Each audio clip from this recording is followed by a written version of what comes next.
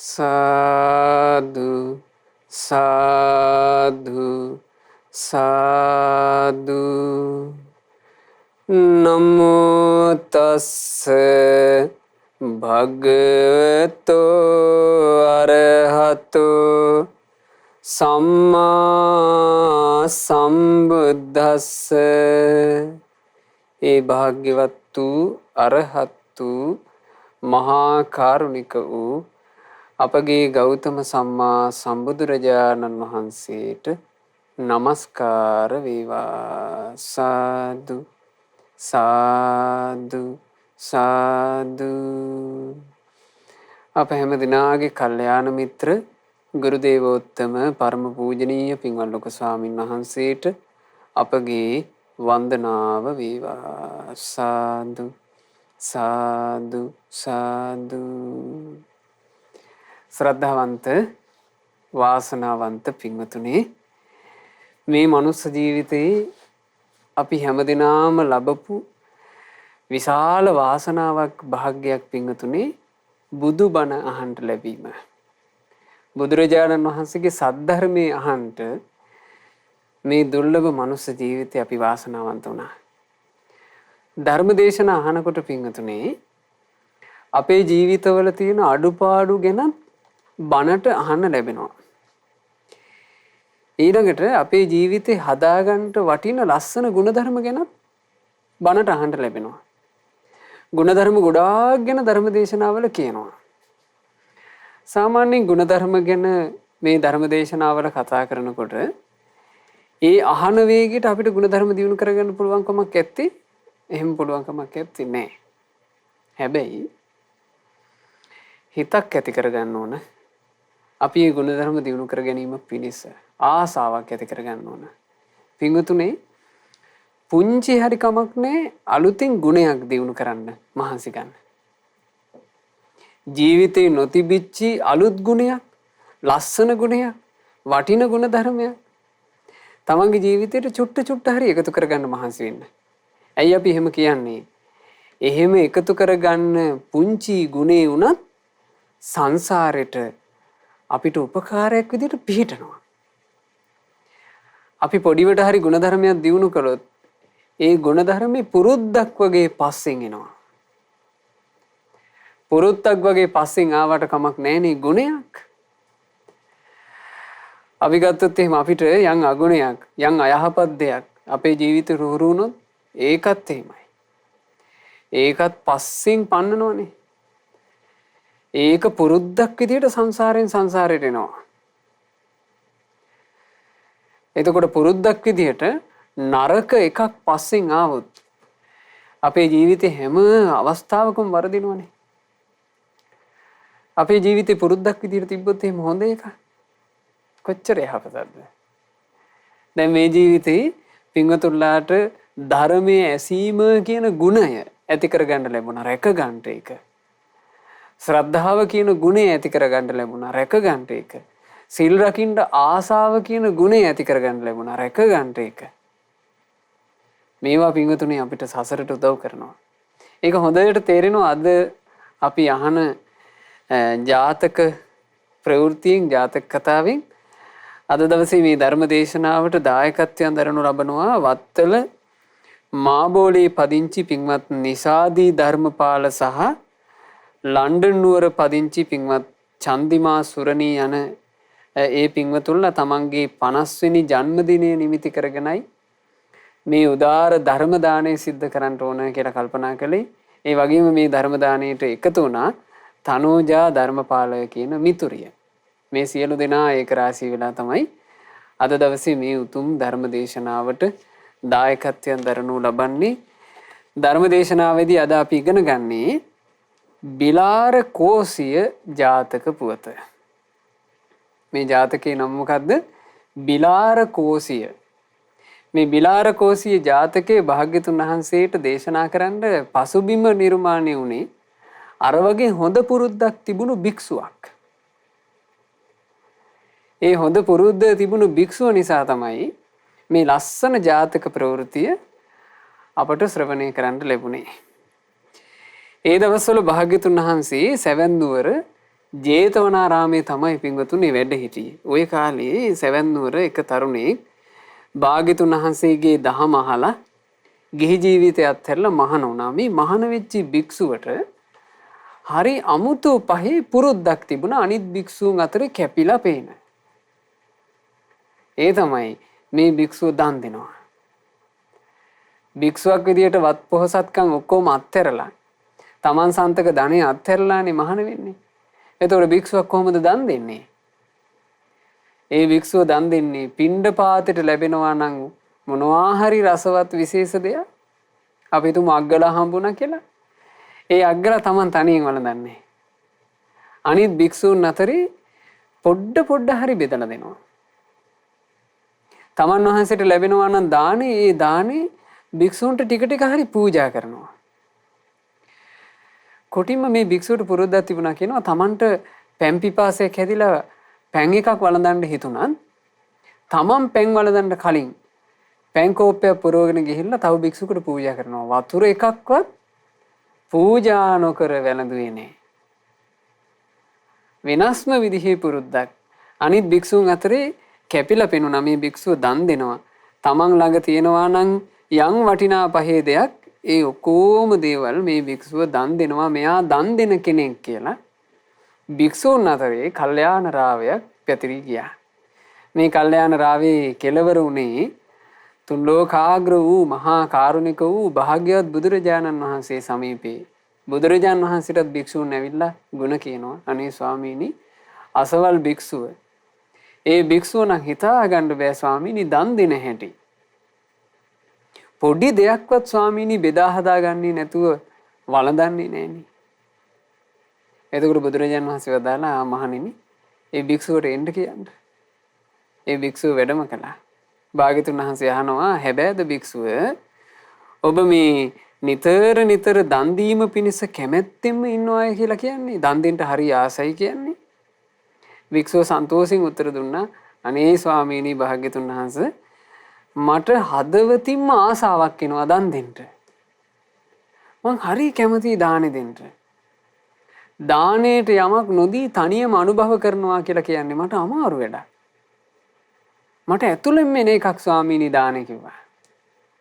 ඇතුළෙන්ම එනේවා තියෙන්නේ. ජීවිතවල තියෙනව නේද පින්වතුනි ඇතුළෙන්ම එනවා කියලා එකක්.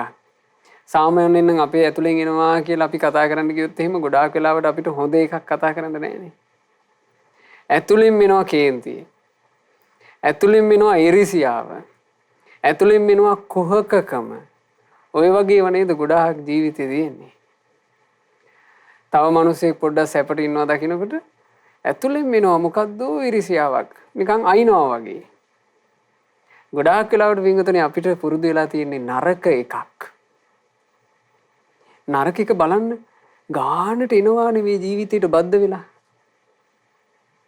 නරක ඒවා ගානට බද්ධ වෙලා එනවා. එහෙනම් ඒකේ තේරුමක් තියෙනවා. අපි සංසාර ගමනේ නරක ඒවා පුරුද්දට කරලා. දැන් මේ භික්ෂුවට ඇතුළෙන්ම ආවා. ඇතුළෙන්ම ආවා එකක්. දානෙ දෙන්න ඕන කියලා. අදටත් ඇතැන් අය ඉන්නවා. සත්තුන්ට ආදරය කියන එක ඇතුළෙන් එන්නේ. සතෙකුට විපතක් කරදරයක් වෙලා තියෙනවා දැක්කොත් එහෙම ඇතුළෙන් එන අනුකම්පාව, දයාව, අනේ මේ සත්තුන්ට කරදරයක් නැතුව ඉන්න තියෙනවා නම් ආසාව. ඇතැමුන් සත්තුන්ට කණ්ඩ දාලා හරි සන්තෝෂ වෙනවා. සතුන් කනවා බලාගෙන ගොඩාක් සතුට වෙන හිතක් එයාගේ ඇතුළෙන් එනවා.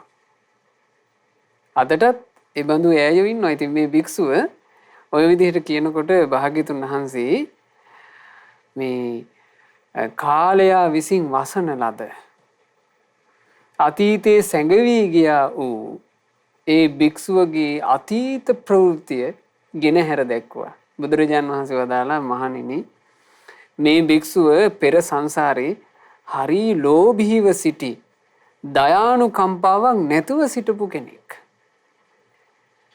මහණෙනි අතීතේ මේ භික්ෂුව හරි ලෝභයි කිව්වා. දැන් ඔය දන් දුන්නාට අනිත් අය උදෙසා දානෙට යමක් දෙන්න ඕන අනේ අය පව් කියලා අනුකම්පාවක් තිබ්බේ නැහැ කිව්වා ඒ භික්ෂුවට. අතීතේ දන් දීම ගැන කිසිම පැහැදීමක් තිබුණේ නැහැ. තන අගට ගත් තෙල් බිඳක් තරම් දෙයක්වත් මහණෙනි මේ භික්ෂුව ඒ කාලේ කාටවත් දුන්නේ නැහැ. හැබැයි එදා මං මොහුව দমনය කළා. යහපත තුල මං මොහුව দমনය කළා. මොහුගේ සිතේ තිබුණු මසුරුකම නැමැති විස මං විනාශ කළා. ආන් එදා ඉඳලා තමයි දානේ සිත පිහිටුවාගෙන මොහු මේ දාණයට නැඹුරුනේ. බලන්ට මහණෙනි භවාන්තර ගණනාවක් ගෙවි ගියත් එය සිතෙන් බැහැර නොවි පවතින ආකාරය. ආන් එහෙම වදාන. බලන්න පින්වතුනි සත්පුරුෂයෙක් මුණ ගැහිලා ජීවත් වෙන පුංචි කාලේ ඒ සත්පුරුෂයාගේ අවවාදයෙන් පොඩි ගුණයක් හරි ඇති කරගත්තොත් ඒක සංසාරයට පිහිටක් වෙන හැටි. දැන් ජාතක ප්‍රවෘත්ති වල ඉදිරියේදීත් ඔබට ඉගෙන ගනිද්දී තේරෙයි ගොඩාක් වෙලාවට බුදුරජාන් වහන්සේ අභිමුඛයට භික්ෂූන් කැඳවගෙන ආවට පස්සේ ඒ භික්ෂූන්ගේ දුර්වලතාවයක් තමයි තියෙන්නේ. ඒ භික්ෂූන්ට භාග්‍යවතුන් වහන්සේ දොස් කියන්නේ. හැබැයි මේ භික්ෂුව බුදුරජාන් වහන්සේ ඉදිරියේ සාදුකාර ලබනවා. තමන් සංසාරේ පුරුදු කරගත්ත තමන්ගේ ඇතුළෙන් මෙන ලස්සන ගුණයක් නිසා. ඉතින් ඒ නිසා අපි ගුණධර්ම වලට ආස කරන්න ඕනේ නැද්ද? ගොඩාක් ආස කරන්න ඕනේ. මේ ජාතක ප්‍රවෘත්තීන් මේ වගේ ඒවා ශ්‍රවණය කරනකොට අපි ආස කරන්න ඕනේ බින්දුනේ ගුණයටම. අපි මේ හදාගන්න ගෙවල් දොරවල් සංසාරයෙන් සංසාරයට පස්සේ ඉන්නේ නැහැනේ. අපේ ඉන්නේ ඥාති සමූහය එහෙම සංසාරයෙන් සංසාරයට පස්සේ ඉන්නේ නැහැනේ. අපිට තියෙන බැංකු පොත්වල තියෙන සල්ලි එහෙම ඉන්නේ නැහැනේ. අපේ උගත්කම් එහෙම ඉන්නේ නැහැනේ. ඊළඟට අපි ගත්තොත් එහෙම අපි ප්‍රසිද්ධ වෙලා අපි යම් නමක් හදාගත්ත කියලා හිතමු. එහෙම අපිට සංසාරයෙන් සංසාරයට පස්සේ ඉන්නේ නැහැනේ පින්වතුනි. හැබැයි අපි ඇතුළෙන් ඇති කරගත්තොත් ගුණයක් ඒ ගුණ ධර්මේ නම් සංසාරයෙන් සංසාරයට හෙවණැල්ල වගේ ජීවිතේට ආශිර්වාදේ රැකවරණේ සත්පුරුෂයන්ගේ ප්‍රශංසාව මේ ඔක්කොම අරන් දෙමින් අර ගුණ ධර්මේ පස්සෙන් එනවා. ඒ හින්දා ඇති කරගන්න ආස කරන්ට ගුණ ධර්ම. භාග්‍යතුන් වහන්සේ ওই කාරණේ වදාලට පස්සේ භික්ෂුන් වහන්සේලාට ආසාව උපදිනවා. අනේ ස්වාමීනි භාග්‍යතුන් වහන්සේ අපට කියා දෙන්නකෝ තථාගතයන් වහන්සේ විසින් මේ භික්ෂුවගේ තිබුණු මසුරකම නම් වූ විස නැසූ හැටි. ඒ විස නසා මේ දානේ නම් වූ සොඳුරු ගුණයේ මොහුව দমনය කරපු හැටි ස්වාමීනි අපිත් අහන්න ආසයි කිව්වා. ආන් ඒ වෙලාවේ භාග්‍යතුන් වහන්සේ වදාලා මහණෙනි ගොඩාක් ඉස්සල කාලේ බරණැස බ්‍රහ්මදත්ත කියලා රජ කෙනෙක් රාජ්‍ය විචාරමින් වාසය කළා. ඔය කාලේ මහණෙනි මහා බෝධිසත්වයෝ සිටු කුලයක උපන්නා. මේ සිටුවරයාට සිය පියාගේ ඇවෑමෙන් මහා සිටු තනතුර ලැබිලා ඒ සිටු තනතුරේ ඉඳලා මේ මහා සිටුවරයා අපේ බෝධිසත්වයෝ තමන් සන්තක ධනය විමසලා බැලුවා. ධනෙ විමසනවා කියලා කියන්නේ භාණ්ඩාගාරික සේවකයාත් එක්ක ධනේ තියෙන භාණ්ඩාගාර වලට එකින් එකට ගියා. දැන් අද කාලේ වගේ නෙමෙයි ඒ කාලේ. ඒ කාලේ සිටුවරු සන්තක ධනය සිටු නිවසේම ආරක්ෂා කරනවා. අද නම් බැංකුවල දැමිල්ලන්නේ ගොඩක් වෙලාවට තියෙන්නේ. එතකොට සිටුවරු ගබඩා හදලා හොඳට සේවකයෝ දාලා ආරක්ෂා කරනවා. ඒ ගබඩාවල ධනෙ පුරවලා තියෙනවා. දැන් මේ සිටුතුමා එකක් ගානේ ධනෙ බලාගෙන යනවා. එතකොට සේවකයා ඉතින් කියනවා සිටුතුමිනි මේ තාත්තගේ පැත්තෙන් ඔබට උරුම ධනය මේ අම්මාගේ පරම්පරාවෙන් උරුම ධනය මේ අසවල් වත්තෙන් එන ධනය මේ අසවල් කඩසාප්පු ටිකෙන් එන ධනය ඕන් ඔහොම ඉතින් ධනය ගැන සෑහෙන කතාවක් මේ පුරුෂයා මහසිටුතුමාට කියනවා. එතකොට මහසිටුවරයා කල්පනා කළා මේ ධනය උපයපු කවුරුත් දැන් පේන්නේ නැහැ. මගේ පියාගේ පරම්පරාවේ ධනය උපයලා ධනය දාලා උපයපු අය ගිහිල්ලා. අම්මාගේ පරම්පරාවේ අයත් ධනය උපයලා ධනය දාලා ඒ අය ගිහිල්ලා. පින්වතුනි අපේ ජීවිත දිහා බැලුවත් අපේ පරම්පරාවලත් ඕක නෙමෙයිද තියෙන්නේ. අපේ පරම්පරාවල ওই වැඩිහිටියෝ කතා වෙනව අහලා නැද්ද? ඉස්සර හිටියා මේ වගේ අපේ පරම්පරාවේ මෙහෙම කෙනෙක් හිටියා. මාමා කෙනෙක් හිටියා මෙහෙමයි හරි චණ්ඩියා. එහෙම කතා වෙනව අහලා නැද්ද? එතකොට මේ හැමෝම ගැන කියන්නේ හිටියා. ඒගොල්ලෝ ගිහිල්ලා.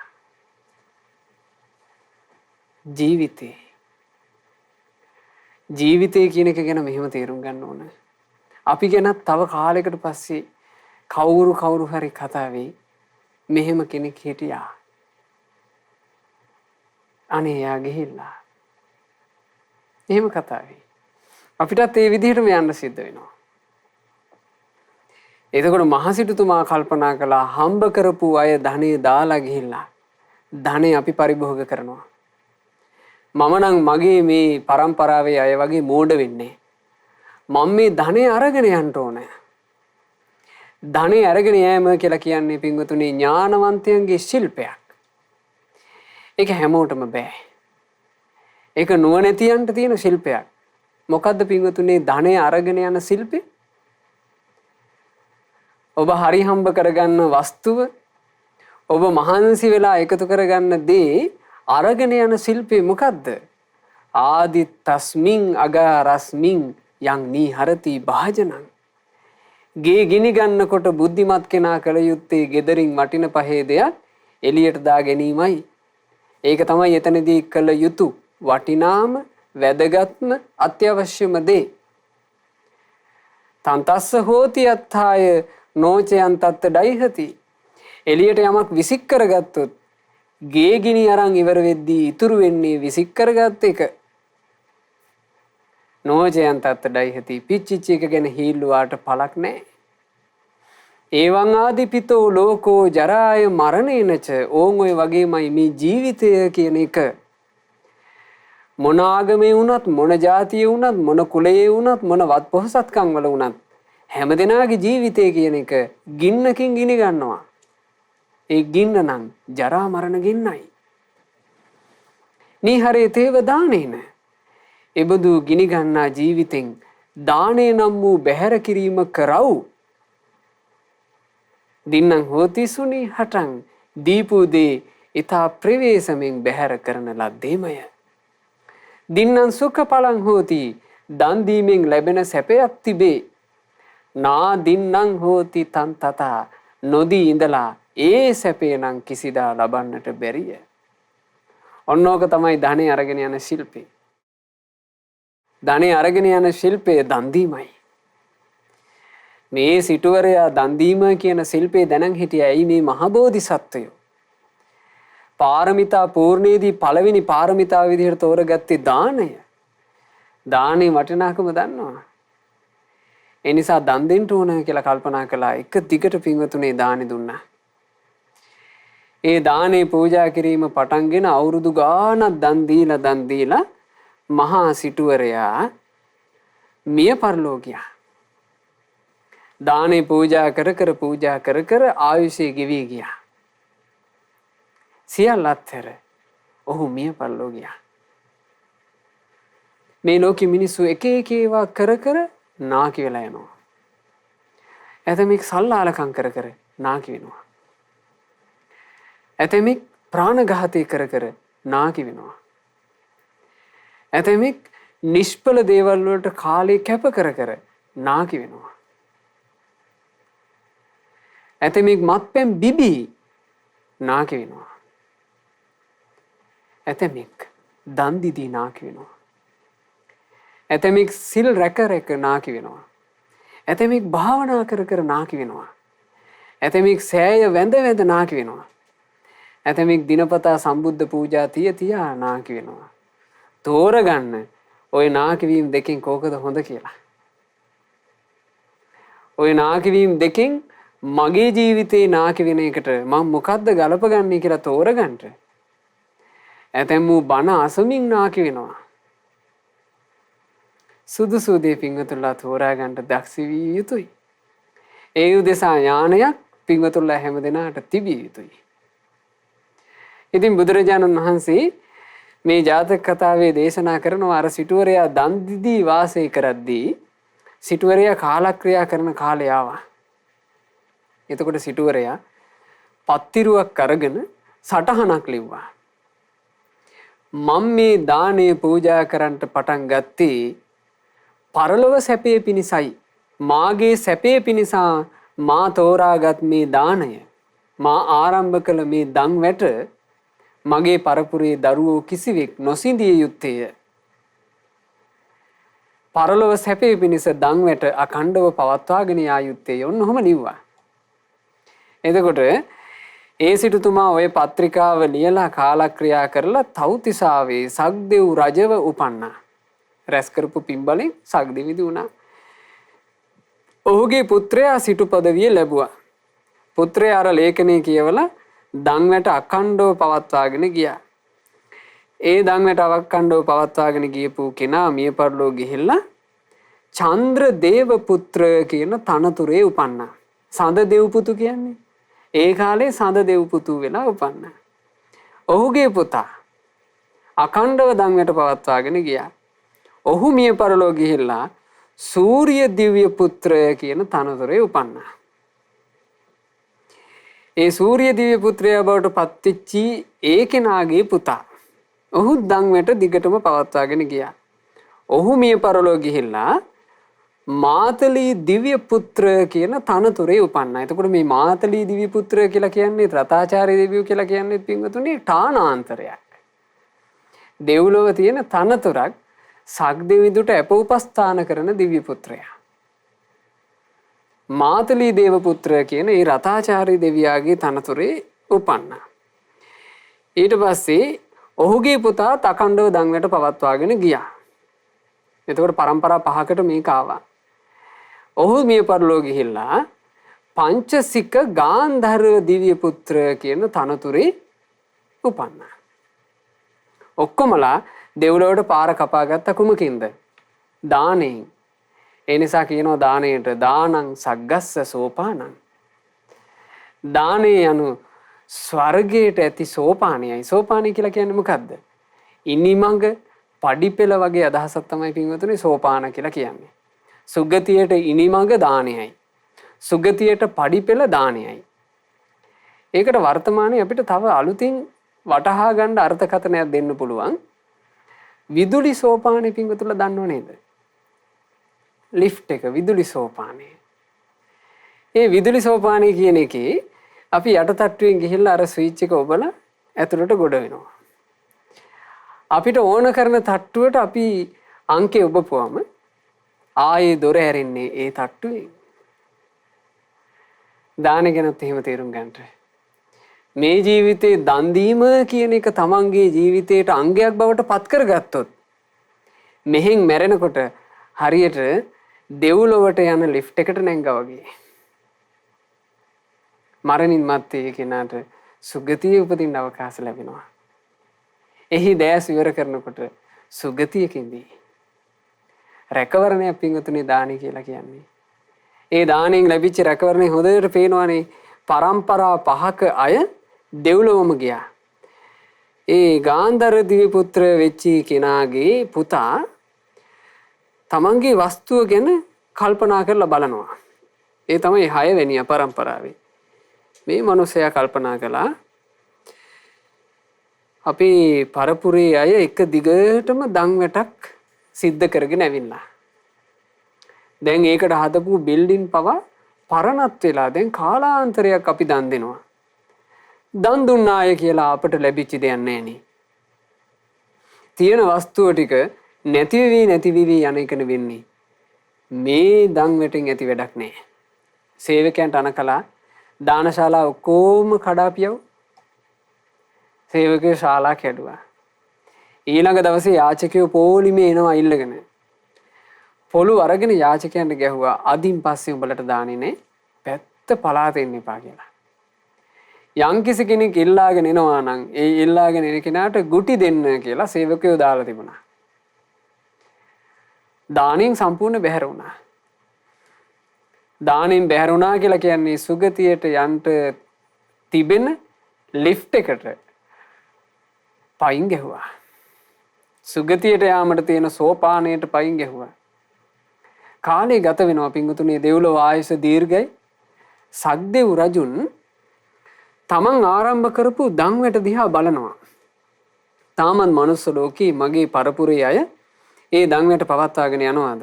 අනේ බලද්දී මේ 6 වෙනිව පරපුර පවත්වාගෙන යන්ට උපන්න එක දන්වැට කොහොම වනසලා දානශාලා සම්පූර්ණයෙන් විනාශ කරලා යාචකයන්ට බැට දිදී එළවනවා. මෙහෙම ගියොත් එහෙම මගේ පරපුරේ අය සුගති ගමන වෙනුවට දුගතියට පාර කපා ගන්නවා. පින්වතුනි කොහොම ඇද්ද මේ ලෝකයේ ඒ බඳු પરම්පරා කොපමණෙන්ද? එක එක කෝන්තර අල්ලගෙන પરම්පරා ගණන් ඇදගෙන ඉන්න පවුල් ඔබ දැකලා නැද්ද? ඔක්කොමලා දුගතියට පාර කපා ගන්නවා. මිත්‍යා දෘෂ්ටි වැළඳගත්ත પરම්පරාව ඔබ දැකලා නැද්ද? ඔක්කොමලා දුගතියට පාර කපා ගන්නවා. නැකත කේන්දර බදාගත්ත પરම්පරා ඔක්කොමලා දුගතියට පාර කපා ගන්නවා. එතකොට බෝධිසත්වයෝ කල්පනා කළා මේ නොමග ගියපු කෙනාව দমনය කරන්න ඕන. දානේ අනුසස් පෙන්වලා දෙන්න ඕන. සක්දෙවිඳු අණ කරනවා චන්ද්‍ර සූර්ය මාතලී පංචසික කියන මේ දේව පුත්‍රයන්ට තමන් ළඟට එන්න කියලා. ඒ පැමිණියාට පස්සේ දේව පුත්‍රයන්ට කතා කළා. කතා කරලා කියනවා ආන්න බලන්න අපේ පරපුරේ 6 වෙනියට සිටු තනතුරු ලැබපු බිලාර කෝසිය කියන සිටුවරයා.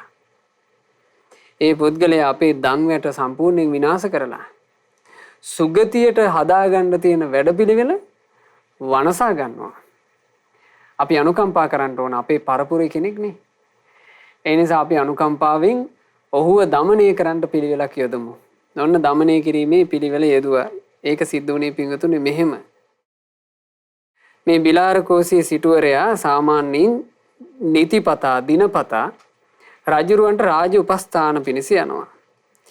ඉතින් රාජ උපස්ථාන පිණිස ගිහිල්ලා බිලාර කෝසියේ සිටුවරයා මේ යලුත් සිටු මන්දිරයට පැමිණිලා 7 වෙනි දොරටු කොටුව ළඟ නුවර වීදිය දිහා බලාගෙන සක්මන් කරමින් ඉන්නවා. මේ විලාවේ සක්දෙවිඳුත් අන දෙවි පුත්‍රයොත් මේ මනුස්ස ලෝකෙට පැමිණුණා. පැමිණිලා ඍෂිවරුන්ගේ වෙස් ගත්තා. ගොඩාක් කල් තාපස පැවිද්දෙන් පැවිදි වෙලා වාසය කරපු ඍෂිවරුන්ගේ වෙස් ගත්ත. වෙස් අරගෙන මේ සක්දෙවිඳු කියනවා අනිත් දෙවිවරුන්ට අපි දෙවිවරුනි මේ පුද්ගලයාව দমনය කරන්නට එකවර නොගිහින් ඉමු. එකවර අපි ටික ගියොත් එහෙම මේ ඔක්කොමලට දන් දෙන්න ඕනය කියලා දකිනකොට මේ පුද්ගලයාට උණුලේ නැගෙන්න බැරි නෑ. ඒ තරම්ම මසුරුකමනේ. ඒ හින්දා අපි මේ පුද්ගලයා කරා එක්කෙනා යන්. මං මුලින් යන්නම් කියලා ඔන්න මුලින්ම ගියේ සක්දෙවිඳු. ගිහිලා අර සිටුවරයාට හඬ නගලා කතා කරනවා මහා සිටුවරය භෝජන පිණිස ආවෙමි. මට දානේ දුන මැනව කිව්වා. සිටුතුමා කියනවා බ්‍රාහමණේ ඔහෙට වැරදිලා. ඒ ඉස්සර දැන් මෙහි දන්සල් නෑ. දැන් මෙහි අනුන්ට කණ්ඩ දෙන්නේ.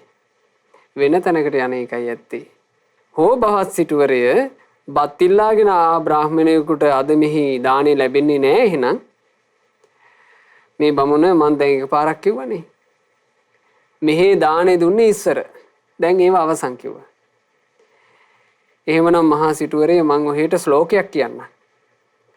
ඒ ශ්ලෝකයේ අර්ථය හොඳට තේරුම් ගන්නට කිව්වා.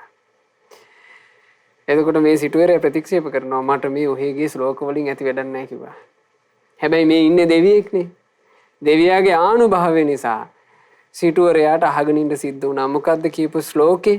ඒ ශ්ලෝකවල අර්ථ පිංගතුනේ අපිටත් හරි වටිනවා. ආහාර නොපිසිනා සත්පුරුෂ උතුමෝ පවා සංසිඳුණු සිත් ඇතිව පිඩුසිඟාලත් බොජුන් දානයක් පිණිස කැමැතිමයි පුදන්නට. එහෙත් කිමතා ආහාර පිසිනා අයෙකුව සිටත් දානයට කිසිවක් නොදෙයි. එය නුසුදුසුය තාහට. පිණ්ඩපාතේ වඩින ඍෂිවරු පවා දාන දෙන්න කැමතියි කියනවා. අනුන්ගෙන් ඉල්ලාගත්තේ කුණා දෙන්න කැමතියි කියනවා. Tamanට තියෙන දේ උයලා දානේ දෙන්නේ නැති එක ඔහෙට ගැලපෙන්නේ නැහනේ. අනුන්ට යමක් ලැබීම ගැන අකමැත්තය මසුරුකම. මසුරුකම තෝරනවා. අනුන්ට යමක් ලැබෙනවාට අකමැත්ත තමයි මසුරුකම. පිනට දහමට ඇති කැප නොවීමය ප්‍රමාදය. ප්‍රමාදය කියලා කියන්නේ මොකද්ද? පිනක් දහමක් කුසලයක් කරගන්න කැප වෙන්නේ ප්‍රමාද. එලෙසින්ම ඔහු දානයත් නොදෙයි. එනමුදු පිනෙහි ඵල දන්නා නැනවතා කැමති වී පිනටම නිතර දම් පැම් පුදයි. නුවණ තියෙනවා නම් මිනිස්සෙකුට ඒ මිනිසයා පිනට කැමති වෙලා නිතර දන් දෙන එකයි කරන්නේ කිව්වා. දෙවියන්ගේ ආනුභාවෙත් එක්ක මේ ගාථා ඇහෙනකොට අර සිටුවරයාගේ හිත පැහැදුනා. පැහැදිලා කිව්වා හා එහෙනම් ඕන් ඔය ඇතුළට ඇවිල්ලා වාඩි වෙනවා හොඳයි. ඔය මොනවා හරි උයාප එකක් ලැබෙන්නේ නැතයි කිව්වා. එතකොට ඔන්න එක ඍෂිවරයෙක් ගිහිල්ලා දානෙට යමක් ලැබෙනකන් වාඩි වුණා. ඒ මොහොතේම චන්ද්‍රදිවි පුත්‍රයාත් වෙස් වලාගෙන එනවා. ඍෂිවරයෙක් විදිහට ඇවිල්ලා කිව්වා මටත් බච්චුට්ටක් ඕනා කිව්වා. සිටුවරයා කලින් වගේම කිව්වා මෙහි නෑ දානේ.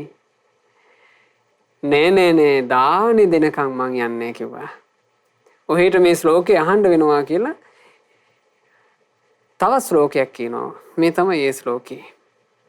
මං අනුන්ට නිතර දානේ දෙන්න ගියොත් මට ඉන්ට වෙන්නේ කෑම බීම නැතුව නේද? මෙසේ සිතා මසුරුකමින් බියපත් වී දානේ නොදෙයි නම්.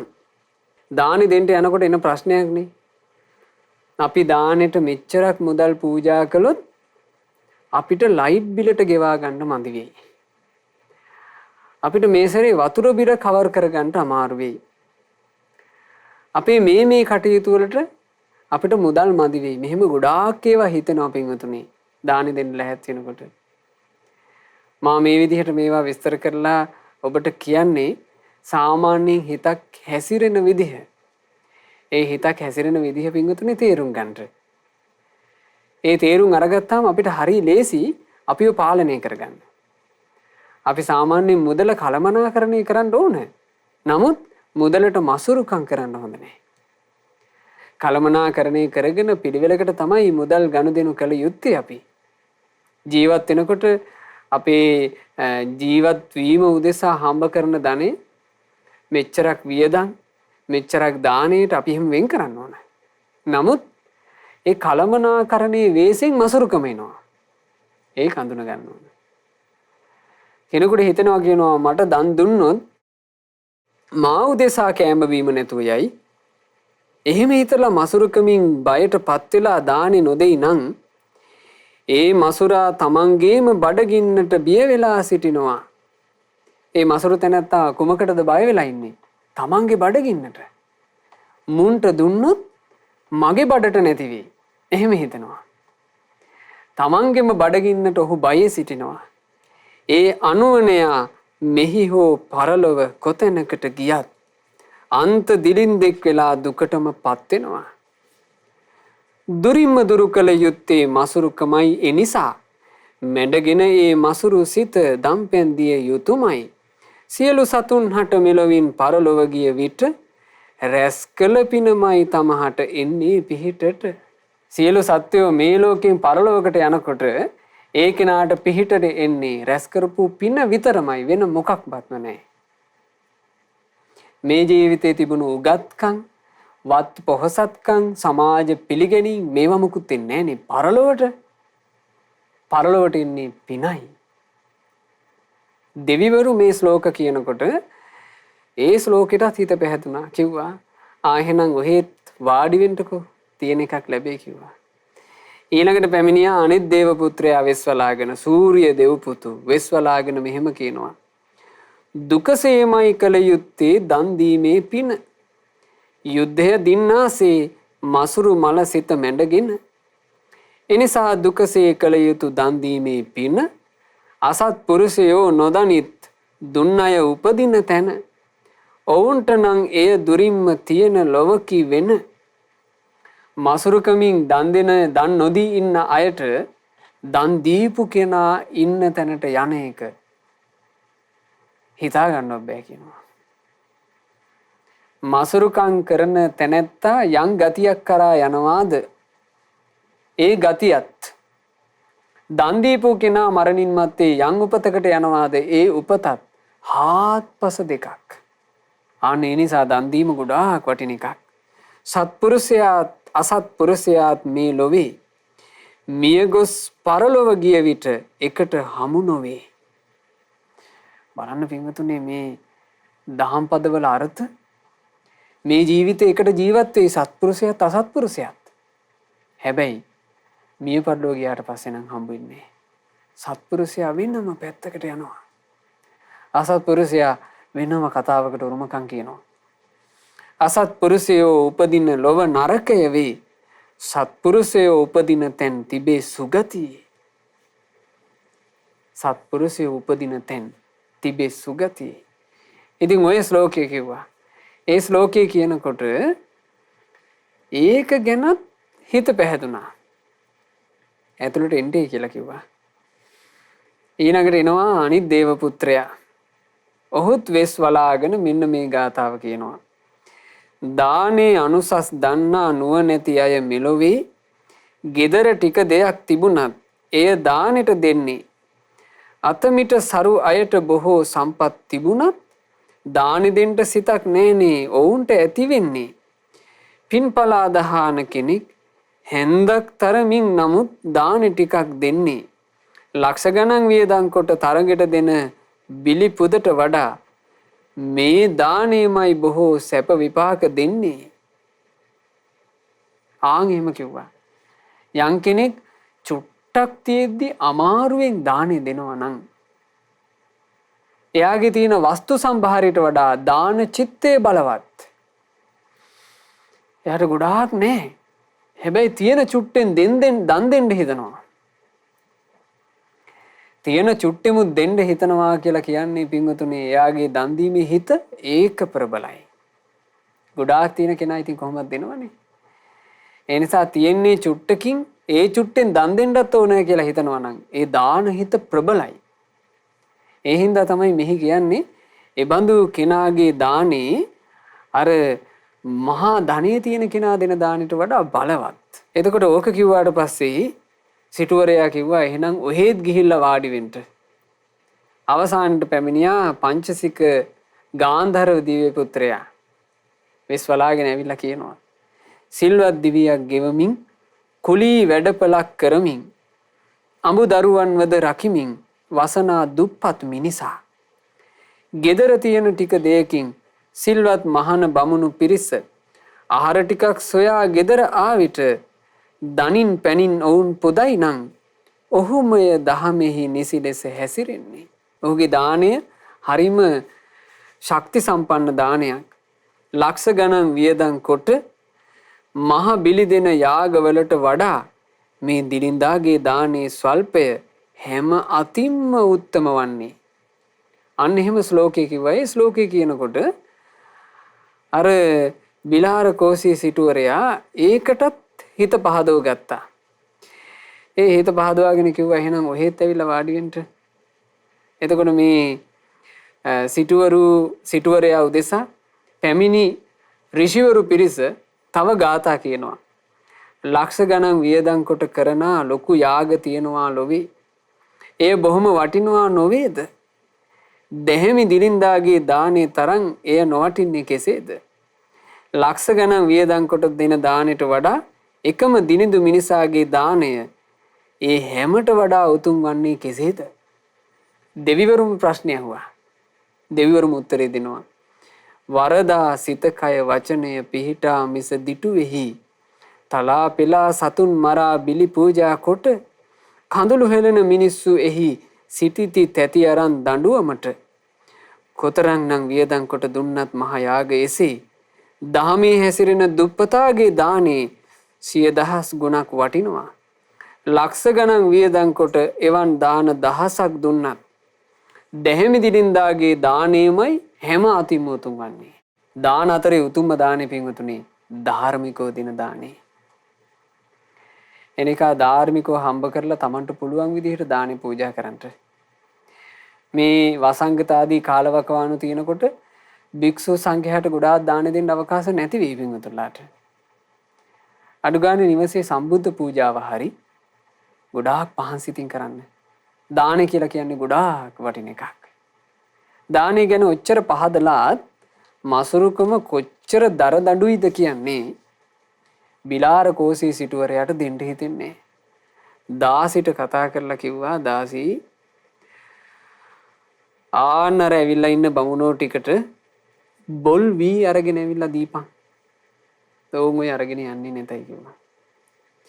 එතකොට දාසී බොල් වී අරගෙන එනවා. අරන් ආපුවම අත් වැහුවා. බමුණෝ ටික පිළිගන්නේ. දාසී ඇහුවා ඇයි? නෑ අපි දාන්නේ පිළිගන්නේ.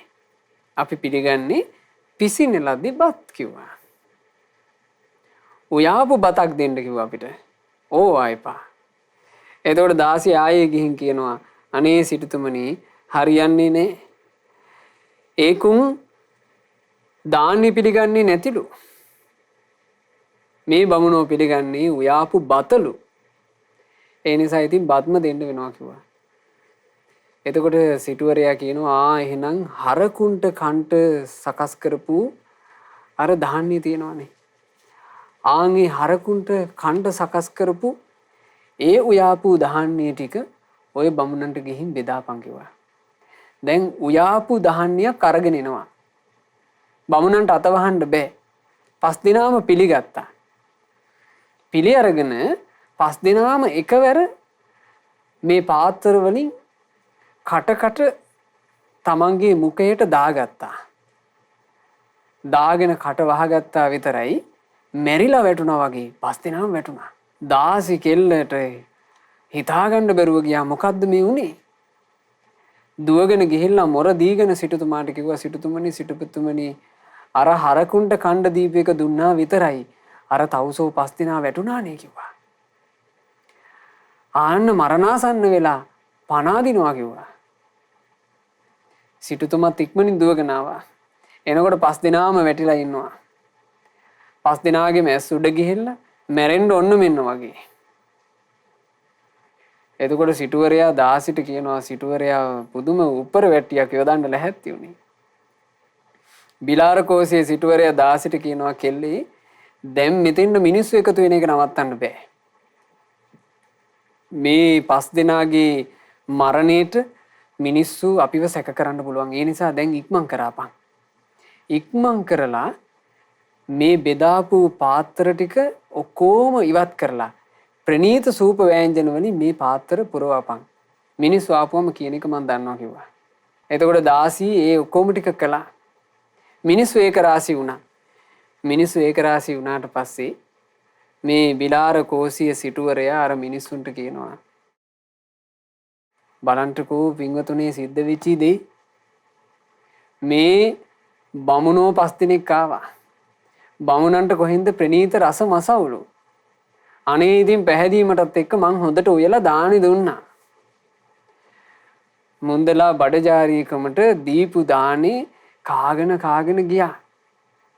ඔය දැන් මේ ස්මෘත්තාව හැදිලා වැටුනේ මැරෙයිද දන්නේ කිව්වා. කිව්ව ගම මේ හිටියේ දෙවිවරුනේ. දෙවිවරු නැගිට්ටා. නැගිටලා අර තමන්ගේ මුඛයේ තිබුණු හරකුන්ට කණ්ඩ සකස් කරපු ධාන්‍ය ටික මෙහෙම අත්වලට අරගෙන මිනිසුන්ට පෙන්වුවා. මෙන්න දීපු ප්‍රණීත සූප වෑංජන. මහා ජනකාය ඉස්සරහා බිලාර කෝසිය සිටුවරයා ලැජ්ජාවටපත් වුණා. ඒ ලැජ්ජාවටපත් වුණාට පස්සේ එතන මහා ජනකාය ඉදිරියේ දෙවිවරු සියලු දෙනා දිව්‍ය වෙස් ගන්නවා. දිව්‍ය වෙස් අරගෙන සක්දෙව් රජුන් එහෙම නැත්නම් අපේ මහා බෝධි සත්වයෝ බිලාර කෝසිය සිටුවරයාට ඇඟිල්ල දික් කරලා බොහොම තරවටු ස්වරූපයෙන් අවවාදයක් කළා. ඔබ මතක තියාගනින් මේ දන්වැට පටන් ගත්තේ මම. මේ පරපුරට දන්වැටක් එකතු කරපු කෙනා මම. දැන් මං ඉන්නේ තව්තිසාවේ සක්දිවිඳු. මේ මගේ පුත්‍රයා චන්ද්‍රදේව පුත්‍ර. මේ ඔහුගේ පුත්‍රයා සූර්යදේව පුත්‍ර. මේ ඔහුගේ දිව්‍ය පුත්‍රයා මේ වෙනකොට ඔහු මාතලී දේව පුත්‍ර. ඊළඟට ඉන්නේ ඔහුගේ පුත්‍රයා ඔහු උපන්නේ පංචසික ගාන්ධර්ව දේවපුත්‍ර බවට පත් වෙලා. ඒ නිසා බලාගනින් පරම්පරා 5ක් සුගතියටම පාර කපා ගත්ත හැටි. උඹ දැන් ඔය කර කර ඉන්නේ දුගතියට පාර කපා ගැනීම වහාම නවත්තපන් කිව්වා. නැවැත්තුවේ නැත්තම් මං යගදාවක් අරගෙන ඔළුව කුඩු වෙන්න ගහනවා කිව්වා. බය කළා. ඒ බීතියටපත් වුණාට පස්සේ බිලාර කෝසියේ සිටුවරයා දානය පටන් ගත්තා. අලුතින් දාන ශාලා හදලා දන්වට පටන් ගත්තා. ඒ දානේ පුරුදු කරන්න පටන් ගත්ත එක තමයි කියනවා සංසාරයෙන් සංසාරෙට පුරුද්දක් විදිහට ආවේ. බලන්න පින්වතුනි ශාස්ත්‍රඥ වහන්සේගේ අතීතයේ දකින්න ඥානෙ.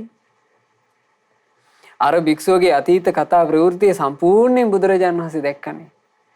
දැකලා භාග්‍යතුන් වහන්සේ දේශනා කළා මහණෙනි ඒ කාලේ මීට බොහෝ ඈත සිද්ධ වෙච්ච ඒ සිදුවීමේදී බිලාර කෝසියේ සිටුවරයා බවට පත් වෙලා හිටියේ මේ භික්ෂුව. චන්දදේව පුත්‍ර බවට පත් වෙලා හිටියේ අපගේ සාරිපුත්තයෝ. සූර්ය දේව පුතු වෙලා හිටියේ අපගේ මහා මොග්ගල්ලානයෝ. මාතලී දේව පුත්‍රයා වෙලා හිටියේ අපේ මහා කස්සපයෝ. පංචසික දේව පුත්‍ර වෙලා හිටියේ අපගේ ආනන්දයෝ.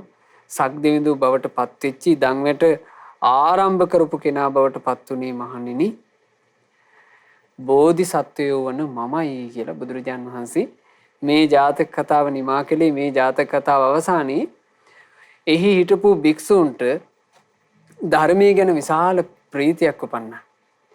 ඒ භික්ෂූන් හැම දිනාගේ හිතවල ඒ භික්ෂූන්ට හිතුවිල්ලක් උපන්නා. යහපත් වූ ගුණධර්ම පුරුදු කිරීමේ වටිනාකම ගැන.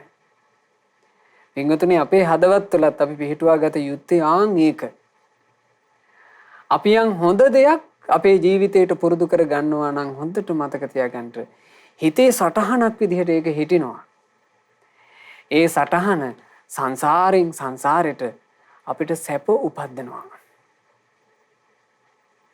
ඒ නිසා යහපත් දේවල් ජීවිතයට එකතු කරගන්න.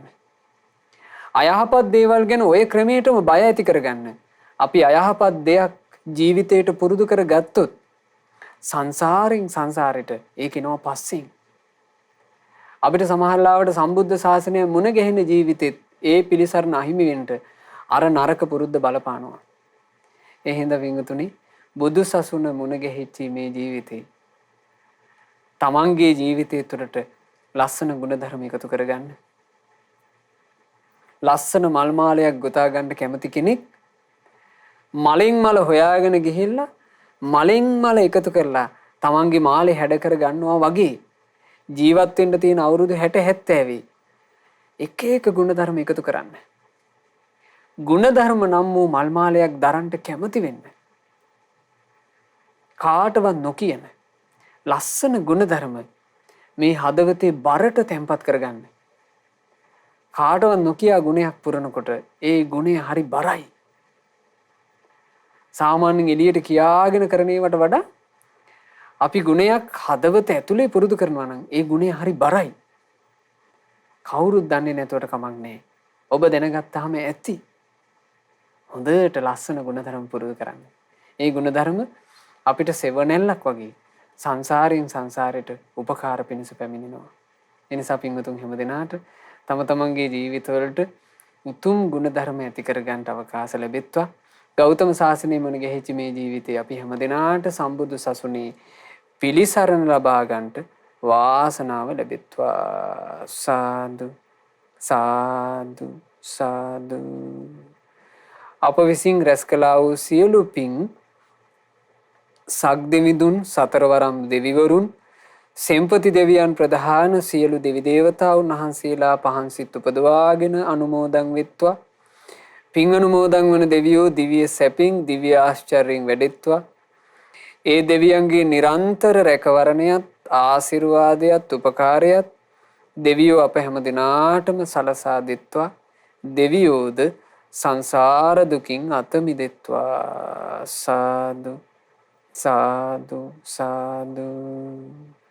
රැස් කළ සියලු පුණ්‍ය ධර්මයන් අපගේ ගුරු දේවෝත්තම කල්යාණ මිත්‍ර පරම පූජනීය පින්වත් ලොකු ස්වාමින් වහන්සේට අනුමෝදන් වෙත්වා. ගුරු දේවයන් වහන්සේ නිදුක්ව නිරෝගීව දීර්ඝායුෂ සම්පත්තියම ලබත්වා මේ ගෞතම බුදු සසුන තුළම උතුම් වූ චතුරාර්ය සත්‍ය ධර්මය පරිපූර්ණ වශයෙන්ම අවබෝධ කරගන්නට වාසනාව ලැබෙත්වා. සාදු සාදු සාදු.